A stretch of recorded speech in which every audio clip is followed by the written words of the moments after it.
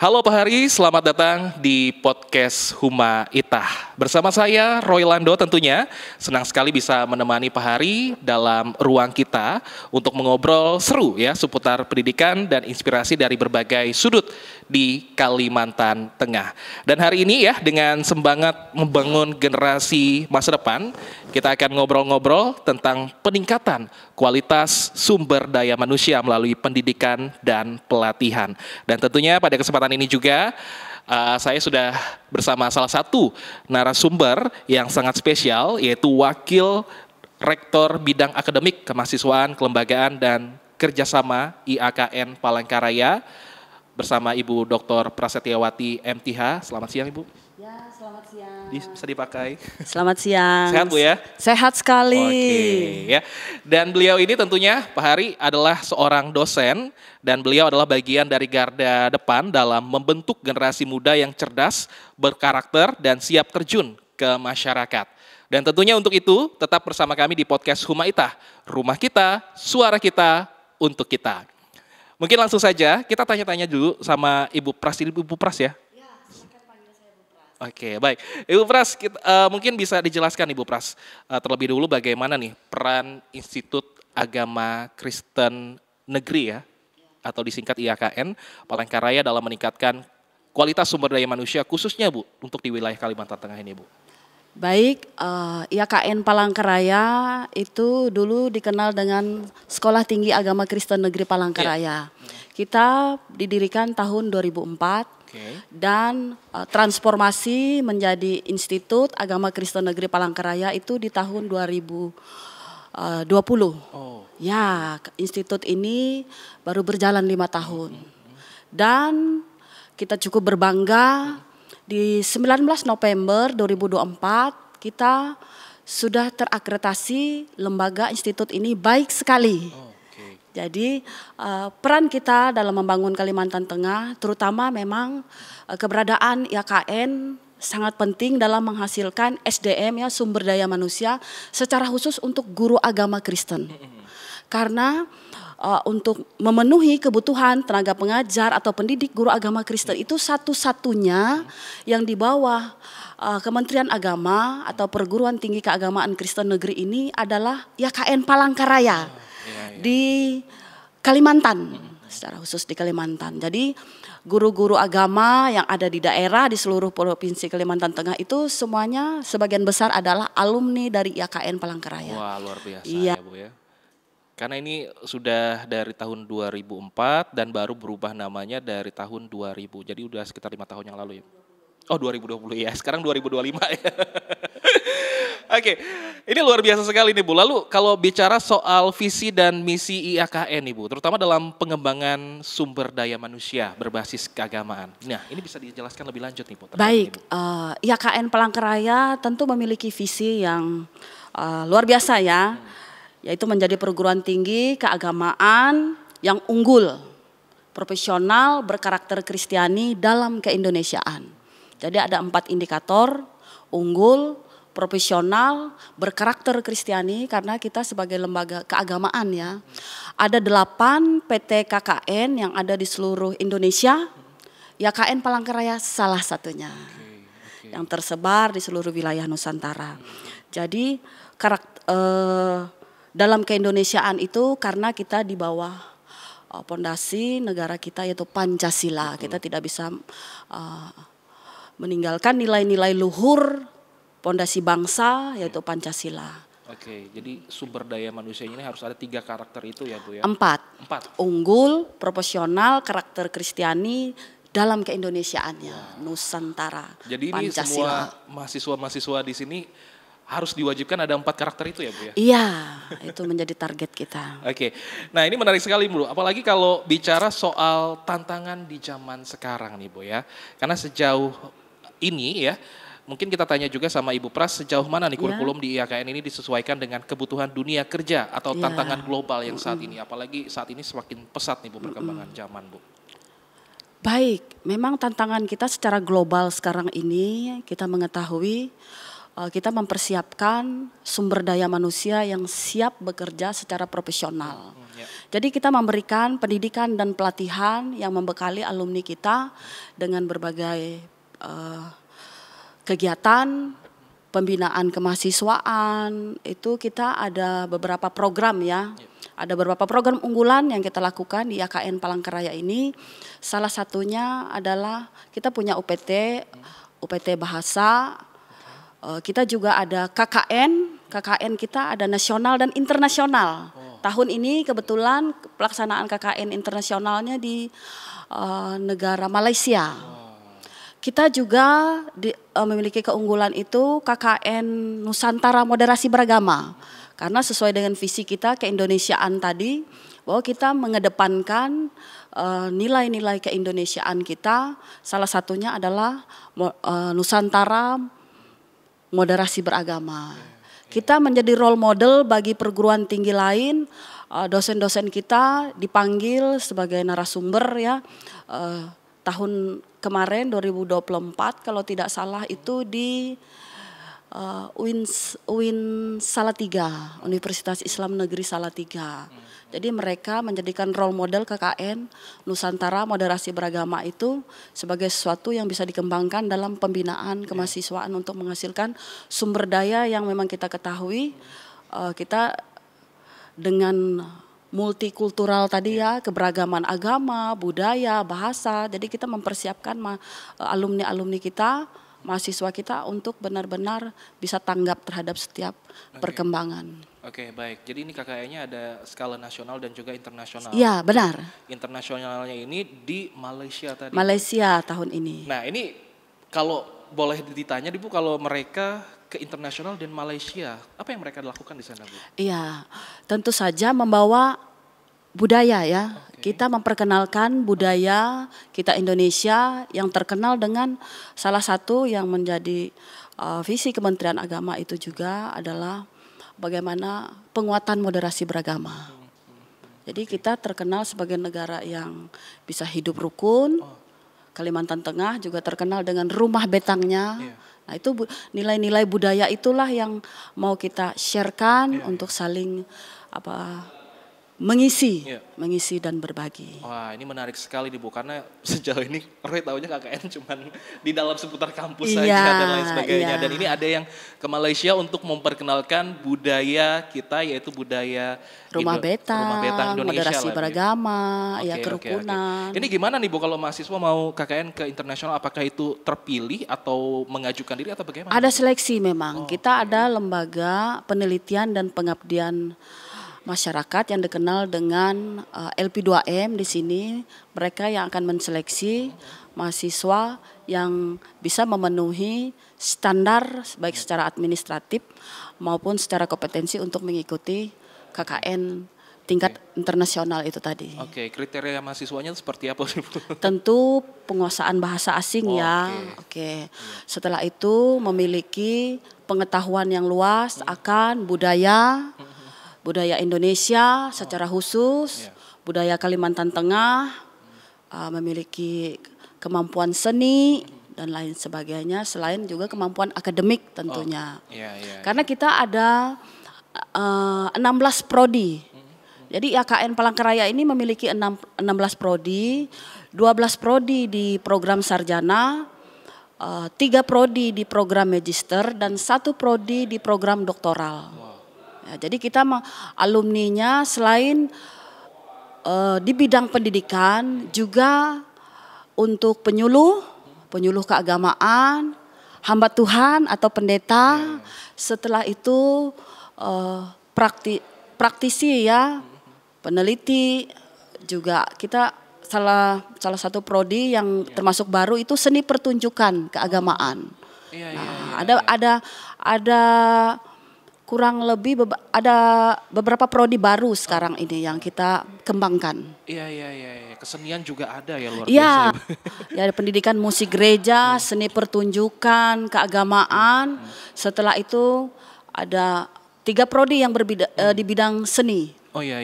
Karena kemarin juga sempat ngobrol, ada salah satu mahasiswa yang jadi pelatih sanggar nih Bu. Iya, pemusik, Iya, iya, mereka iya, iya. pelatih musik.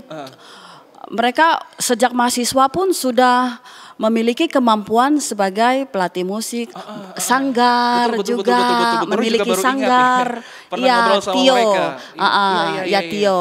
Karena mereka akademiknya di sini, terus juga mereka bisa menyalurkan hobinya. Benar dengan sekali. menjadi pengajar kesenian, entah itu dunia musik ataupun di dunia tari begitu. Iya. Oke. Dan memiliki nilai komersial juga. Iya, betul Mereka punya apa namanya list. Misalnya kalau mereka digunakan oleh pihak pemerintah maupun swasta, mereka sudah cukup terkenal sekali. Iya, dan dalam mampu dan berkompeten bidangnya. ya. Oke. Kompeten sekali. Baik, nah kalau dari segi program pendidikan pelatihan ya Bu ya, apa saja nih yang menjadi unggulan yang ada di IAKN sejauh ini? Iya.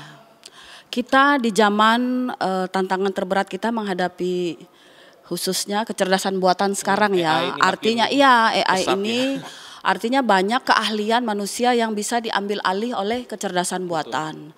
Jadi kita mengembangkan sumber daya manusia itu yang tidak bisa dilakukan oleh kecerdasan buatan tentunya ya. Iya, contohnya salah nih, satu kemampuan kepemimpinan. Oh iya betul sekali.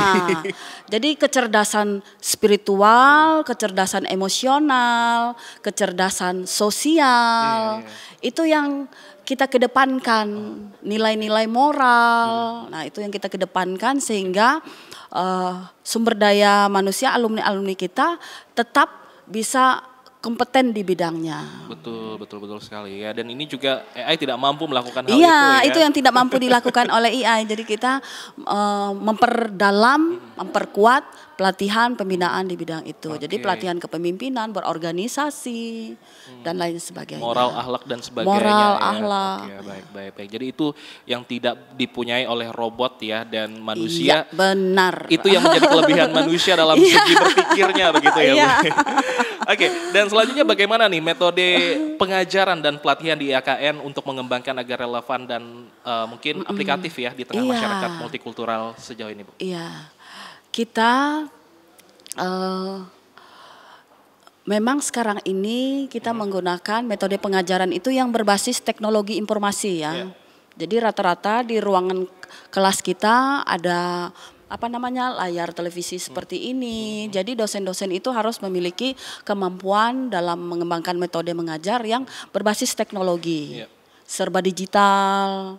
Nah, semua seperti itulah kita mengupdate strategi, metode pembelajaran yang benar-benar sesuai dengan perkembangan dunia pendidikan sekarang.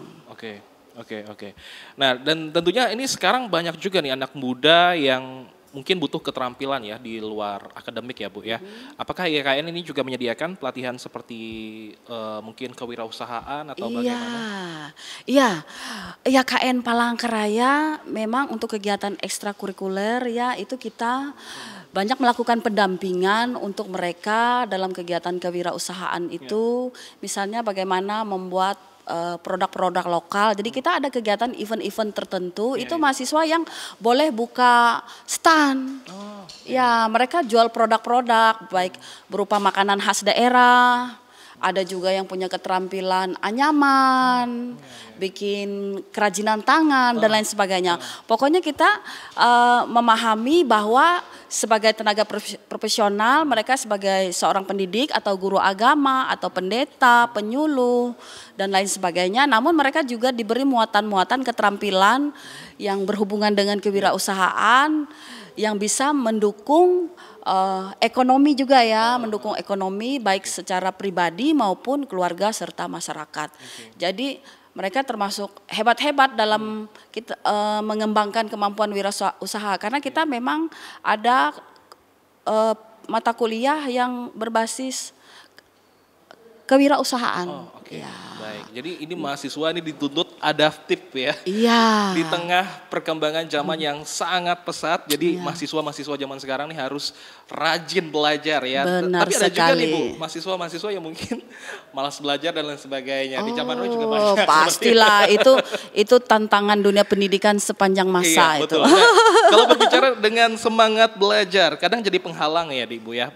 Butuh niat dan juga butuh niat dan juga tidak hanya sekedar kemampuan akademik yang cerdas begitu ya. Iya, Apakah benar. tentunya IAKN ini apakah menyediakan program beasiswa untuk mahasiswa yang kurang mampu nih Bu sejauh ini? Iya, kita memang memprioritaskan program beasiswa ini sebagai unggulan juga. Oke. Tahun ini kita memiliki kuota beasiswa itu untuk 1.050 mahasiswa. Nilainya hampir 10 miliar lebih dalam 1 tahun. Jadi untuk namanya program Indonesia Pintar, beasiswa program Indonesia Pintar, ada Kita Cinta Papua atau KCP. Di sini juga ada mahasiswa yang dari Papua. Iya, Papua Barat, Papua. Mereka sudah ada bergabung dengan kita itu sejak tahun 2020. Jadi kita mahasiswa kita beragam ya, dari seluruh Nusantara, dari Sumatera, dari Jawa sampai ke Papua. Nah, beasiswa ini ada juga PPA untuk prestasi. Nah, tahun ini kita lumayan gencar juga untuk mensosialisasikan beasiswa ini yang lumayan besar untuk setiap tahunnya kita alokasikan anggarannya. Oke, baik. Jadi ini beasiswanya sudah disiapkan ya untuk Iya, orang-orang. setiap tahun. Iya, setiap tahun. Nah, ini kadang kita suka lupa juga nih Bu, bahwa ada banyak anak muda yang di pelosok yang mungkin juga punya potensi besar. Nah, ini bagaimana nih strategi IAKN dalam menjangkau calon mahasiswa dari daerah-daerah terpencil nih Bu? Iya, sebagian besar mahasiswa IAKN Palangkaraya itu dari daerah, dari kabupaten, dari desa. Hampir 80% kita melakukan sosialisasi penerimaan mahasiswa baru itu ke daerah-daerah. Jadi dari 14 kabupaten dan kota itu Gunung Mas, Katingan, Bartim, Barsel, semuanya kita jangkau. Itu tim dosen, kita juga menggunakan mahasiswa. Jadi kita tidak hanya sosialisasi secara langsung, tapi kita juga menggunakan media sosial melalui IG, TikTok, FB. Jadi itu yang sekarang ini lebih cepat aksesnya. Jadi kita menggandeng mahasiswa selain dosen dan tenaga pendidik juga. Baik, jadi ini semuanya terjangkau begitu ya, dengan kecanggihan zaman sekarang, karena sekarang sudah ada sosial media dan lain sebagainya. Kalau zaman dulu kan lembaran selebaran. Iya, brosur harus kasih satu-satu. Sekarang enggak, mereka cukup buka aplikasi. Sekarang lihat TikTok, ada di IG, ada di FB. Nah, ini anak-anak zaman sekarang nih Bu, atau bisa dibilang Gen Z ya Bu ya. Generasi Z ini unik sekali. Gaya belajarnya juga beda ya dari zaman dulu. Nah, bagaimana nih Ibu melihat tantangan ini dalam sistem pembelajaran di IAKN Ibu? Iya, jadi kita memang pendekatan ke mereka itu adalah pendampingan ya. Jadi generasi Z ini karena mereka kan istilahnya kemampuan mereka dalam bersosial itu yang lumayan rendah ya. Jadi kita mendorong organisasi kemahasiswaan. Kita ada Presma, ada Badan Eksekutif Mahasiswa tingkat institut, ada BEM tingkat fakultas, kita ada 3 fakultas. Jadi Fakultas Ilmu Sosial Keagamaan Kristen, Fakultas Pendidikan Keguruan atau AFKIP, ada Fakultas Seni Keagamaan Kristen. Jadi mereka punya badan eksekutif mahasiswanya masing-masing. Jadi kita mengajak mereka untuk aktif dalam kegiatan-kegiatan kemahasiswaan, ada menwa dan lain sebagainya. Dari kegiatan-kegiatan itulah kita merangkul mereka supaya mereka lebih terbuka, lebih kreatif, inovatif dalam menghadapi setiap tantangan ya, tantangan perubahan zaman. Jadi dosennya sama mahasiswa itu benar-benar merangkul, merangkul. Jadi kita mendefinisikan diri kita di sini adalah sebagai keluarga. Bagian dari keluarga mereka, kita sebagai orang tua, sebagai kakak, sebagai ibu, sebagai bapak, bapak dosen. Jadi kita membangun hubungan kekeluargaan dengan generasi muda kita. Oke, jadi Khususnya generasi Z ini. membangun suasana mungkin seperti keluarga Iya, begitu ya. benar sekali. Dosen-dosennya seperti orang tua yang mengajarkan Iya. anak-anaknya begitu Iya. ya. Oke. Nah, tadi Ibu juga sudah sempat menyinggung apa yang tidak bisa dilakukan oleh AI atau robot-robot zaman sekarang karena kepemimpinan, moral dan akhlak ini mungkin tidak dipunyai oleh Iya. kecerdasan buatan. Mungkin bisa dijelaskan Ibu, peran dosen di dalam membentuk karakter mahasiswa agar siap bersaing sekaligus menjadi teladan. Karena kan nggak semua orang nih bisa menjadi pemimpin, Bu. Benar. Nah, jadi peran dosen itu dengan terus melakukan pendampingan dalam kegiatan-kegiatan kerohanian tentunya ya. Kita ada program kalau di fakultas ilmu sosial keagamaan Kristen itu ada program weekend ministry. Weekend ministry itu setiap Sabtu Minggu mahasiswa-mahasiswi kita itu bergerak baik di lembaga keagamaan seperti gereja, mereka membantu pelayanan di gereja, mengajar sekolah minggu, ada aktif di kegiatan pembinaan kerohanian atau istilah sekarang ini kalau di gereja itu ya seksi pelayanan pemuda remaja. Mereka juga tampil di paduan suara kerohanian, tampil di gereja-gereja atau di lembaga-lembaga. Jadi disitulah kita membangun karakter spiritualnya yang seperti tadi yang tidak dimiliki oleh robot itu ya, kecerdasan spiritual, emosional, sosialnya. Oke. Berarti tidak hanya di akademik tapi di luar akademik juga mereka harus membaur dengan masyarakat sosial. Iya, benar sekali. Agar bisa menjadi mungkin pemimpin ya untuk bisa mengajarkan hal-hal yang baik kepada masyarakat banyak. Iya. Gitu ya. Oke. Nah, kalau soal kerjasama nih Bu, kita ngomongin soal kerjasama nih. Apakah IAKN ini menjalin kolaborasi dengan pemerintah, gereja atau pihak swasta untuk memperluas pengalaman mahasiswa nih Bu untuk sejauh ini? Iya, itu pasti. Kerjasama itu pasti karena kita tahu bahwa membangun negeri yang besar ini tidak bisa dilakukan masing-masing ya. Jadi dalam mencapai tujuan program yang ada di IAKN Palangkaraya ini kita membangun kerjasama baik dengan pemerintahan, lembaga swasta, dan gereja juga. Nah untuk pemerintahan kita hampir sebagian besar seperti Dinas Pendidikan Provinsi, kota, penjamin mutu dan lain sebagainya. Apalagi sekarang dengan efisiensi anggaran ya. Artinya kalau kita mengandalkan ketersediaan anggaran dan lain sebagainya itu akan membatasi pencapaian tujuan daripada kelembagaan. Jadi kita menggandeng lembaga-lembaga yang bisa bermitra dengan kita. Ini sudah dapat dikatakan kita menyelesaikan target triwulan pertama, Januari sampai Maret. Jadi kita sudah ada banyak lembaga yang kita gandeng untuk layanan di kampus ini. Jadi kita ada cek kesehatan gratis, kita bekerja sama dengan Polda juga untuk pembinaan mahasiswa kita. Kegiatan seperti kemarin yang waktu bulan puasa, nah juga ada pembagian takjil dan lain sebagainya. Setelah itu kita juga ada kerjasama dengan Bursa Efek Indonesia. Kita juga ada kerjasama dengan lembaga non pemerintahan ya terkait dengan penyerapan alumni kita. Ini besok kita mau ada FGD terkait penyerapan alumni kita untuk bergerak di bidang swasta. Jadi seperti kita tahu kan sekarang ini ada dibangun Duta Mall ya. Iya. Ya, nah itu salah satu perusahaan yang memiliki peran di situ menawarkan kerjasama ke kita supaya alumni-alumni kita yang belum terserap dalam dunia kerja pemerintahan bisa dimanfaatkan untuk bergerak juga di lembaga non pemerintahan. Jadi intinya seraya mereka mengembangkan keprofesionalan mereka sebagai pendidik, mereka juga tetap bisa memiliki sumber penghasilan.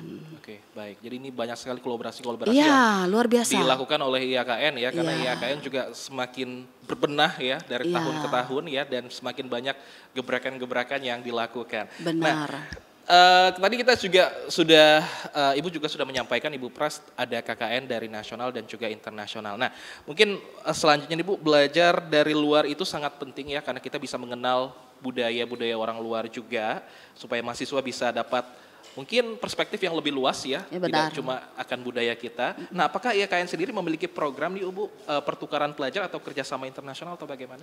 Ya, untuk sementara kita memang masih KKN tingkat nasional, internasional. Kedepannya memang kita punya program-program bahwa ada juga pertukaran mahasiswa. Beberapa perguruan tinggi keagamaan Kristen negeri yang ada di Indonesia, mereka sudah ada punya program itu. Kebetulan kita kan ada forumnya ya. Jadi 8 perguruan tinggi keagamaan Kristen negeri ini di bawah Kementerian Agama itu ada forum PT KKN namanya. Nah, itu yang terus mengembangkan program-program sesuai dengan kebutuhan ya, kebutuhan dunia pendidikan khususnya di kelembagaan keagamaan ini. Ada dengan Korea Selatan. Kita dosen-dosen kita beberapa yang sedang studi lanjut sekarang ini ada yang di Belanda, ada yang di Korea Selatan. Nah, jadi itu sebatas sekarang ini memang program kita adalah untuk pengembangan SDM pendidiknya atau dosennya. Mudahan kita berharap ya ke depannya nanti ya doakan supaya IAKN ke depan nanti bisa ada pertukaran mahasiswa ke luar negeri. Baik, kita kan tadi udah ngobrol tentang Institut Agama Kristen Negeri Palangkaraya ya dari beberapa menit yang lalu. Mungkin Roy ingin bertanya Ibu sebagai dosen, karena kan Ibu sebagai dosen udah berapa lama Bu? Saya mulai bekerja di sini semenjak tahun 2026, April 2026. 2006 mungkin Bu? 2006 benar. Hampir ini 2026 nanti 20 tahun masa pengabdian. 19 tahun ya, sudah jalan 19 tahun. Iya. Nah, ini kan sudah hampir 2 dekade nih. Iya benar. Ini waktu yang mungkin sangat panjang nih Bu. Benar. Mungkin apa yang menjadi tantangan Ibu dalam mengajar mahasiswa-mahasiswa sejauh ini nih Bu? Zaman sekarang, perbedaan mahasiswa zaman dulu dengan zaman sekarang nih Bu.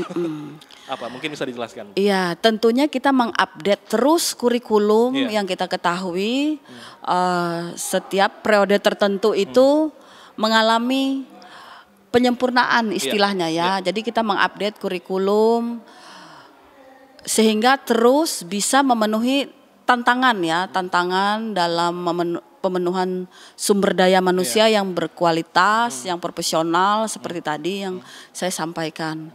Jadi kita memang terus kreatif, menginovasi serta jangan sampai gagap dengan perkembangan regulasi yang diturunkan oleh pemerintah biasanya ya. Yang disosialisasikan oleh pemerintah. Baik, berarti tantangannya dalam mengajarkan mahasiswa adalah harus update terus. Update terus informasi terbaru. Jadi nggak boleh santai. Karena perkembangan zaman juga berubah-ubah ya. Iya, mereka nggak menunggu kita. Jadi kita terus berinovasi. Adakah hal-hal yang paling berkesan Bu? Mungkin ada mahasiswa Ibu yang sudah sukses sekarang? Kita bersyukur sebagian besar alumni kita itu karena seperti saya katakan di awal tadi kita adalah satu-satunya perguruan tinggi keagamaan negeri yang menghasilkan guru agama Kristen secara khusus ya, selain pendeta, selain penyuluh dan praktisi musik seperti saya katakan tadi, praktisi seni. Jadi sebagian besar alumni kita itu terserap. Jadi kalau ke sekolah-sekolah itu kalau tanya lulusan mana pasti bilang IAKN atau Staken. Staken karena Staken memang sejak 2004 ya. IAKN itu kan dari tahun 2020. Baru 5 tahunan. Jadi orang masih masih belum move on. Jadi masih ingatnya Staken tapi sekarang IAKN. Bedanya tipis aja dari sekolah tinggi menjadi institut. Malah kita ke depannya itu mau jadi universitas target kita ke depan. Ya kita terus berinovasi, transformasi untuk semakin maju ke depannya. Karena di sini kan di Kalimantan Tengah ini ada 3 perguruan tinggi keagamaan yang di bawah Kementerian Agama. Salah satunya kan IAIN, Institut Agama Hindu Tampung Penyang. Nah, selain IAKN Palangkaraya. Nah, dua saudara tua kita itu seperti IAIN dan IAKN Tampung Penyang itu mereka sudah mau mempersiapkan diri transformasi menjadi universitas. Tentunya kita di bagian dari mereka tidak mau ketinggalan ya. Jadi kita ke depannya pun mempersiapkan diri berbenah untuk menjadi universitas. Doakan juga ya semuanya. Semoga Bu ya. Jadi hal yang membanggakan adalah ketika mahasiswa yang sudah sukses ditanya lulusan mana? IAKN. Guru agama sebagian besar dari IAKN. Iya. Oke, mungkin kita di penghujung podcast kita nih Bu, mungkin ada pesankah yang ingin Ibu sampaikan untuk generasi muda khususnya yang sedang menempuh pendidikan atau sedang mencari nih arah hidupnya nih Bu untuk saat ini Bu. Mungkin bisa Ibu Pras berikan pesan-pesannya. Oke, baik. Pesan yang ingin saya sampaikan kepada generasi muda secara khusus ya. Ingat bahwa pendidikan itu adalah pintu gerbang menuju kesuksesan ya. Jadi pendidikan itu membebaskan kita dari keterbelakangan, kemiskinan, kebodohan, ketertinggalan. Jadi memang pendidikanlah satu-satunya yang harus diperjuangkan oleh generasi muda. Jangan sampai melanjutkan studi, ya jangan sampai tidak melanjutkan studi, itu penting sekali untuk bisa membawa perubahan ya bagi keluarga, bagi masyarakat. Karena sebagian besar seperti saya katakan tadi, saya juga seorang yang dari desa asalnya, dari orang tua yang dapat dikatakan tidak mampu ya, orang tua petani. Tapi dengan pendidikan kita bisa merubah nasib, kita bisa memiliki masa depan, kita bisa berkompetisi, bersaing. Jadi memang tidak ada pilihan. Harus generasi muda menjadikan pendidikan itu sebagai tujuan ya untuk sukses. Nah, itu pesannya. Jadi, pendidikan ini sangat penting sekali untuk generasi saat ini ya Bu ya. Jangan sampai generasi muda tidak memiliki pendidikan ya, karena tidak mau melanjutkan studi. Betul, karena dengan pendidikan ya kita bisa mungkin menaikkan taraf hidup kita. Iya, apalagi seperti IAKN Palangkaraya beasiswanya luar biasa. Iya, oke. Baik, banyak ini sebelum kita tutup podcast kita nih Bu, adakah mungkin kata-kata terakhir atau closing statement dari Ibu Pras sendiri nih Bu untuk para pahari kita yang sedang mendengarkan podcast kita saat ini Bu, silahkan. Iya, Pahari Samandiai, kita bersyukur bahwa Provinsi Kalimantan Tengah ini adalah mengedepankan pendidikan itu sebagai bagian daripada untuk memajukan generasi muda ya. Jadi kawan Pahari Samandiai, elah sampai dia sekolah, elah sampai dia melanjut pendidikan, menggatang utus, amun dia metutu pea hindai, amun dia itah ewe hindai. Oke, mungkin Pak Hari kalau nggak ngerti ada translate-nya di bawah. Silakan ditranslate. Oke, baik, terima kasih banyak Ibu ya atas waktunya dan juga mungkin wawasannya sudah diberikan kepada pahari-pahari kita yang sudah menyaksikan podcast kita yang sangat menginspirasi ini. Semoga apa yang sudah dibagikan hari ini bisa membuka wawasan para penonton kita atau pendengar kita bahwa pendidikan itu bukan cuma soal nilai tapi juga soal karakter, keterampilan dan juga kesiapan untuk melayani dan juga membangun masyarakat seperti yang Ibu Pras bilang tadi. Nah, untuk hari yang masih menempuh pendidikan jangan lupa ya untuk terus belajar, terus bertumbuh, jangan juga lupa untuk mengejar pendidikan yang bermakna baik secara iman maupun intelektual karena inilah hal yang penting dan tidak boleh kita tinggalkan. Kita akhiri podcast edisi kali ini ya. Sampai jumpa di episode selanjutnya. Tuhan memberkati dan tetap semangat membangun masa depan. Saya Roylando pamit undur diri dan sampai jumpa. Salam, sampai jumpa semuanya.